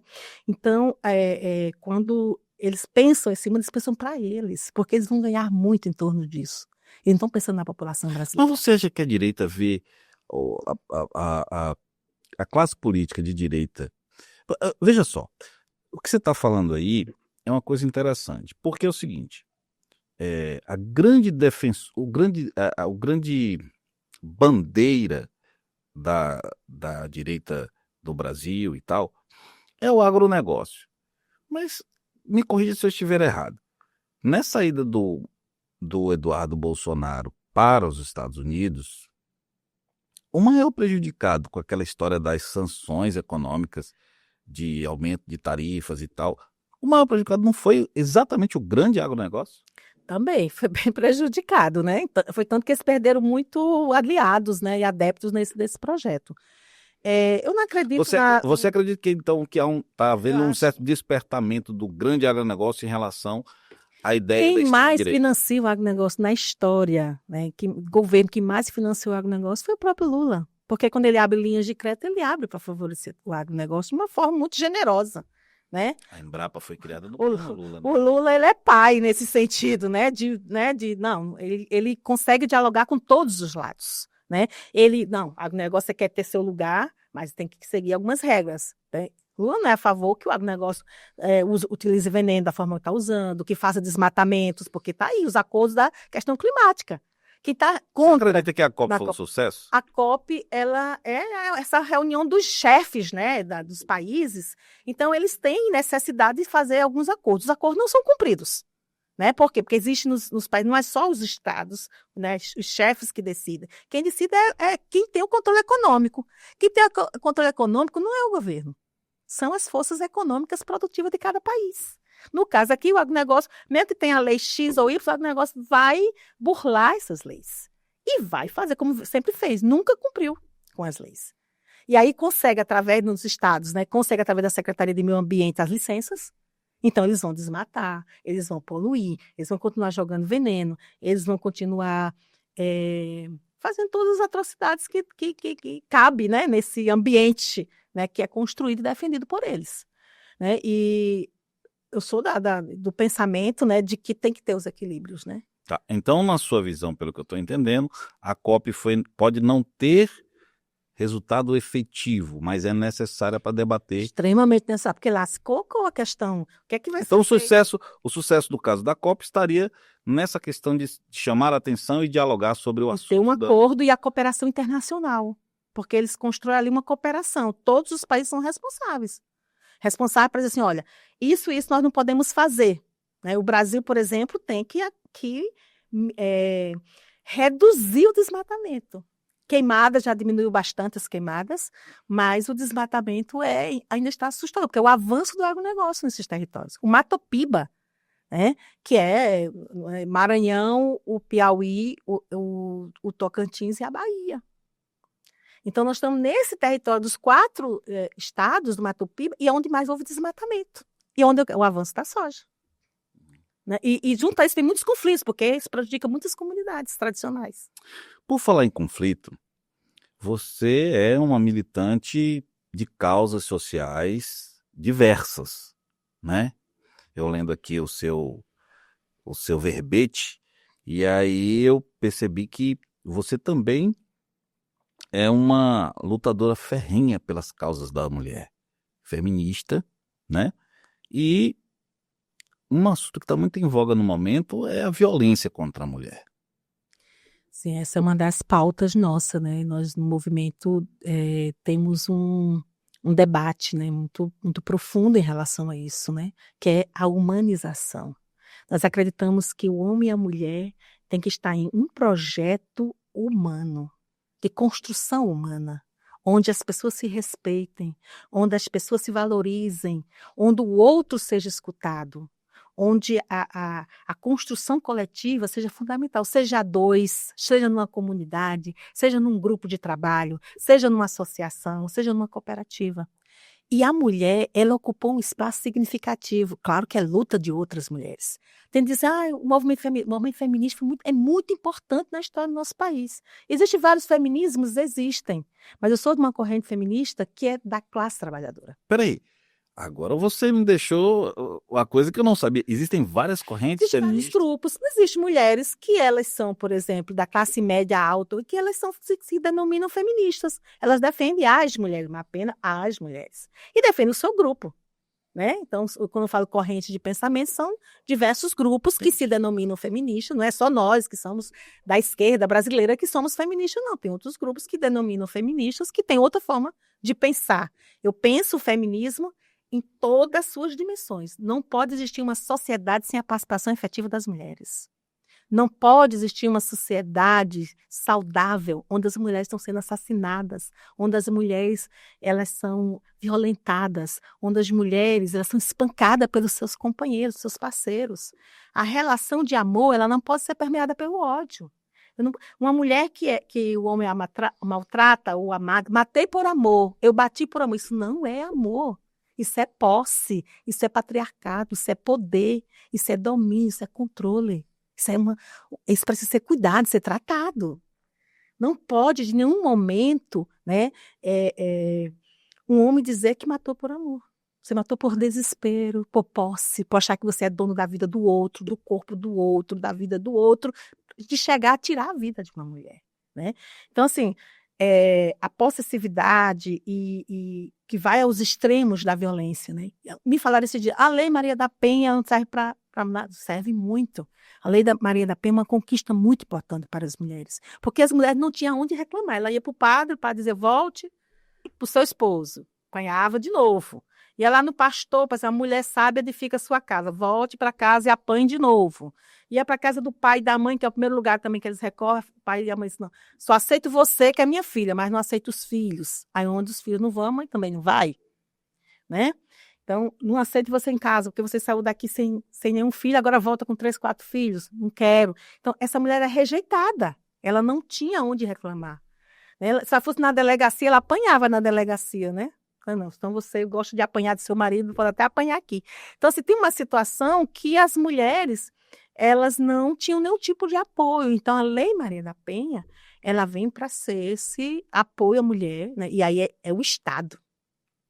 Não é um movimento só, eu faço parte do Fórum de Mulheres de Imperatriz, do Centro de Defesa dos Direitos Humanos Padre Josimo, mas que chega muitas questões lá para a gente, mas não é o lugar onde a gente escuta e a gente pode apoiar essa mulher. Ela vai para onde? Ela vai para a delegacia, ela vai para a vara, né, especializada da mulher, ela vai para o CRAM, né, que é onde o centro de atendimento, né, às mulheres. Então, ela passa por um atendimento psicológico, ela passa por um atendimento, se ela está aqui no Socorrão, né, ela tem que ser atendida ali no hospital já com pessoas que estão preparadas para esse atendimento, né.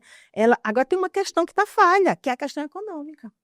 Porque muitas mulheres permanecem numa relação abusiva, violenta, porque muitas vezes ela largou tudo na vida para ser a esposa, para ser a mãe e a esposa. E aí o que é que acontece? Ela não se qualificou para o mercado de trabalho, né? Ela largou tudo ali, então tem que ter um apoio econômico a essas mulheres, né? Que muitas vezes o município, o Estado, né? não garante para essa mulher refazer a sua vida. O empoderamento da mulher, que é uma frase muito usada, né? É importante, claro, lógico, mas passa pelo processo de espaços de poder, as mulheres na política, você acredita? Por exemplo, tem a bancada do agronegócio, tem a bancada dos evangélicos, tem a bancada da bala, né, que é a bancada do armamento, etc e tal. Tem a bancada das mulheres na Câmara Federal, Vânia? Tem uma articulação de mulheres, né, que quando tem algumas pautas específicas, mas tem as mulheres que se diz sou tradicional, de direita, conservadora, sou contra o feminismo, sou contra essa pauta. Então, muitas questões relacionadas à luta das mulheres, né, ela passa um pouco bem do rejeitar dessas mulheres que se colocam como mulheres de direita e conservadoras, né? A Michele Bolsonaro, a ex-primeira-dama, teve aqui em Imperatriz para um evento da Mariana Carvalho. E na recepção, quando elas chegaram, veio junto a deputada federal Bia Kicis. E lá ela proferiu uma frase interessante.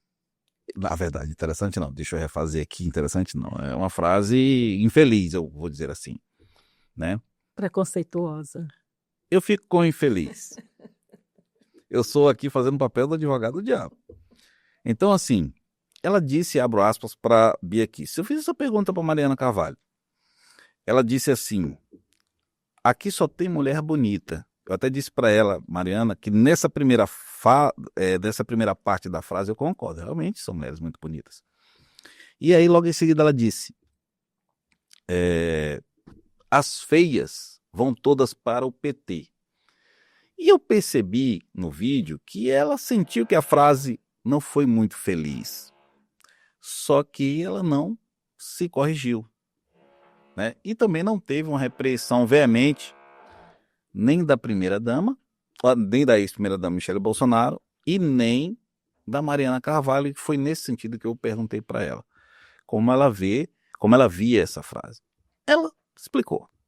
Eu pergunto para você, como é que você viu uma frase dessa vindo de uma deputada federal em um evento político onde uma ex-primeira-dama do Brasil estava presente? Primeiro, é uma fala desrespeitosa com todas as mulheres, não só com as mulheres do PT, com todas as mulheres, porque ela coloca as mulheres em um determinado padrão de beleza. Que padrão? Olha para aquela deputada, de que padrão ela está falando, né? Então, eu pergunto assim, de que beleza a gente está falando, né? O que é ser bonito para mim? O que é ser bonito para você? Depende muito da sua cultura, da sua história. O que é bonito no Brasil pode não ser bonito em outros países, né? Então, eu vejo essa questão de colocar as mulheres bonitas vão para o PT, as mulheres feias vão para o PT e as bonitas ficam aonde, né? São de direita, são da classe dominante, são mais ricas.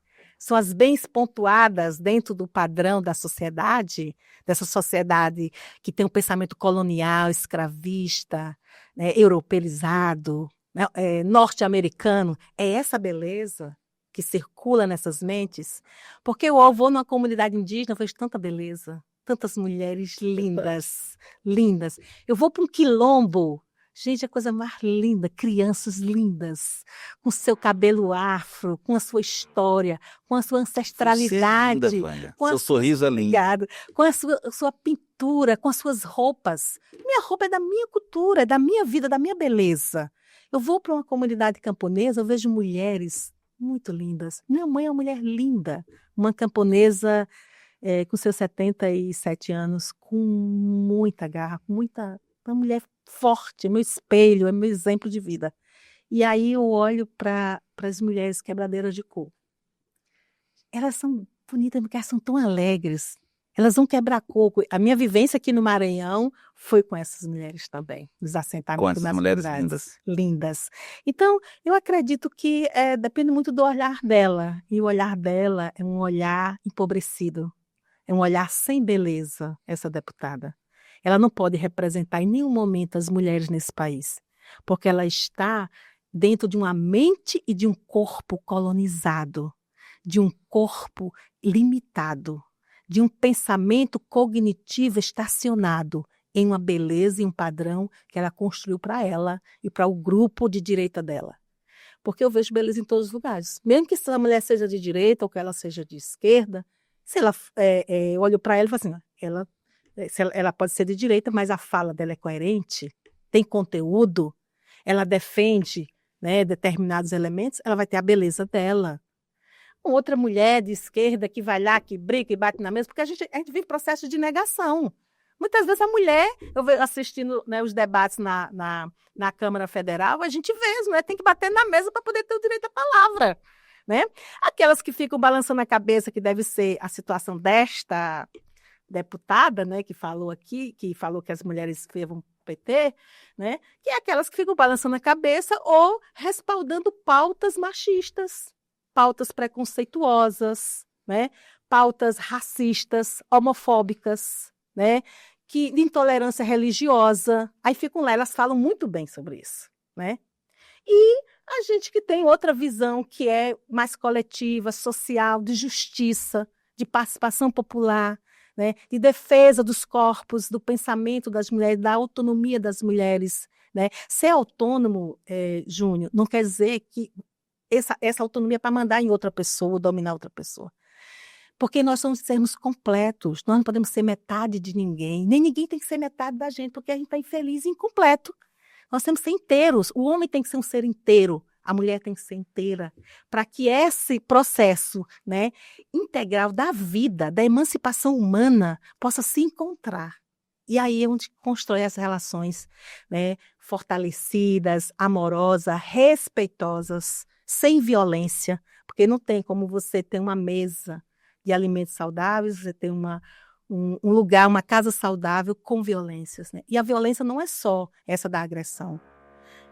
Às vezes até o silêncio também é uma violência. Né? Quando a mulher fala, o homem não escuta. Ela fala 20 vezes a mesma coisa, mas ele não escuta porque é a voz dela, é a voz feminina. E um homem fala a mesma coisa, ele escuta a voz do homem.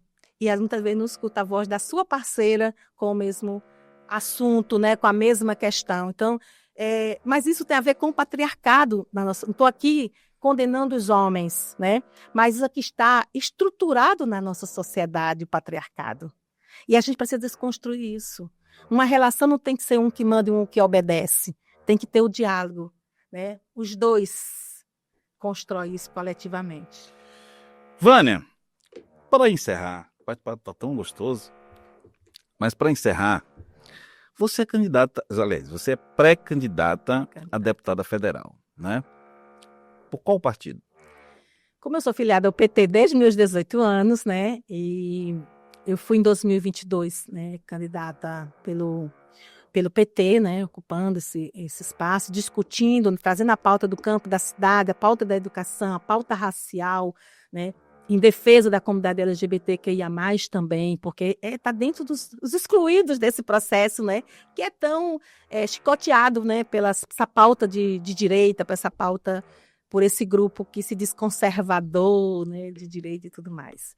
Então, nós discutimos no MST, né, a continuidade da nossa proposta, da candidatura, né, a deputada federal. A gente está construindo ainda o projeto, né, de como que nós vamos construir essa candidatura, né, que agora a gente está só conversando, né, sobre como construir os caminhos da pré-candidatura e construindo as alianças necessárias, né, dentro de um projeto político, partidário, eleitoral, mas todos nós somos seres políticos. A gente fica dizendo assim, eu não quero saber de política. O preço do feijão depende da política, a educação depende da política, o crédito para eu poder produzir no campo ou poder ter meu negócio, né, o pequeno negócio depende da política, né?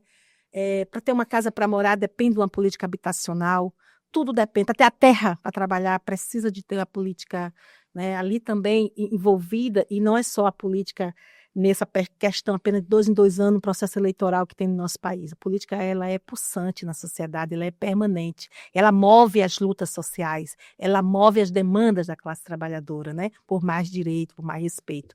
Então, eu acredito, Júnior, que a Você já gente, tem uma plataforma aí preparada, né? que a gente tem um longo trabalho de base, né, um longo trabalho de construção de alianças, de conversa com os vários setores, né, da sociedade maranhense, de se colocar à disposição, né, da construção desse projeto junto de várias mãos e várias mentes. Construção de alianças.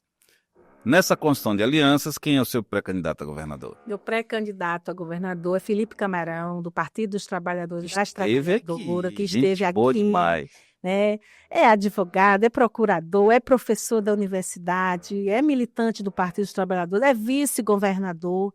Ele, neste momento, é dentro do que eu vejo como possibilidade do PT ter uma candidatura própria. Por que o PT tem que ser sempre um apêndice?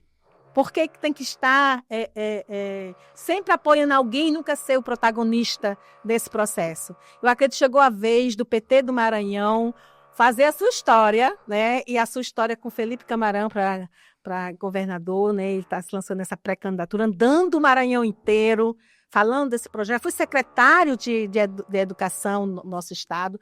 No período que ele era secretário, nós tivemos um projeto de alfabetização chamado Sim Eu Posso, e nós conseguimos alfabetizar mais de 20 mil pessoas, em parceria com a MST, o governo do estado, que na época era Flávio Dino, o Camarão, e a gente tem vários projetos de continuidade, Maranhão sendo governador, né?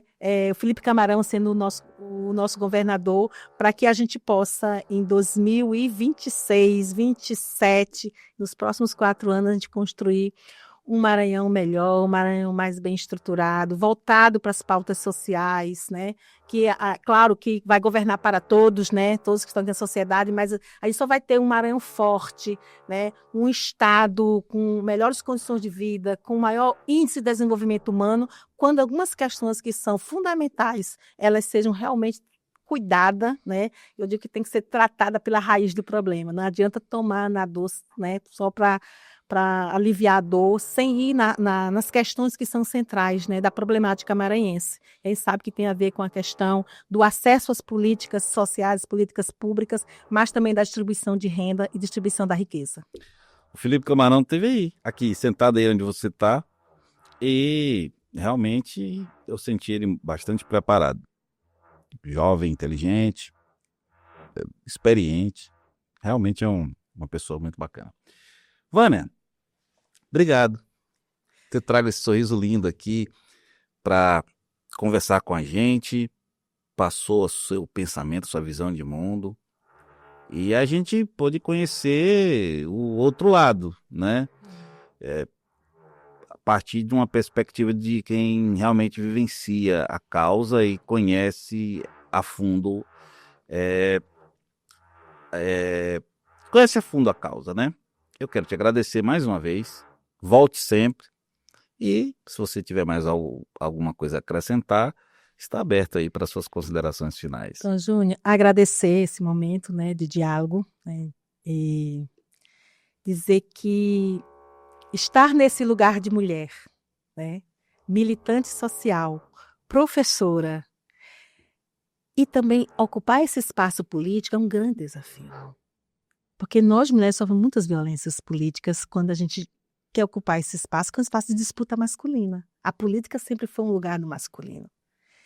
E quando a gente leva esse projeto, que é um projeto para além dessa discussão, e dizer que precisamos ocupar esse espaço, que a mulher ela tem capacidade, ela tem condições de ocupar esses espaços políticos, né? Porque nós temos condições de fazer a luta social, nós temos condições de ocupar vários espaços, né, nas nossas profissões, na sociedade, de construção desse país, né?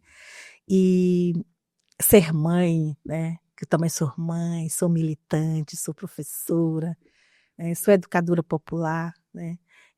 Trabalho as temáticas do campo, tenho essa relação, né, com os camponeses, as camponesas, né, as comunidades tradicionais. Já fiz trabalho com vários grupos sociais, né, não só o MST, não sou uma militante que milite só no MST, né, tem uma pauta bem maior, bem mais ampla do que a luta pela terra.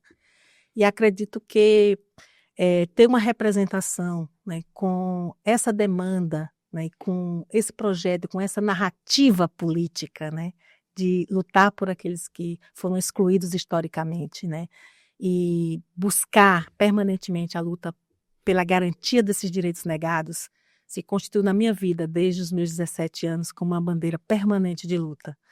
E quero ter vida e alegria para continuar nessa longa caminhada, que é uma caminhada de muita esperança, de resistência, mas também é uma luta permanente para não ser silenciada.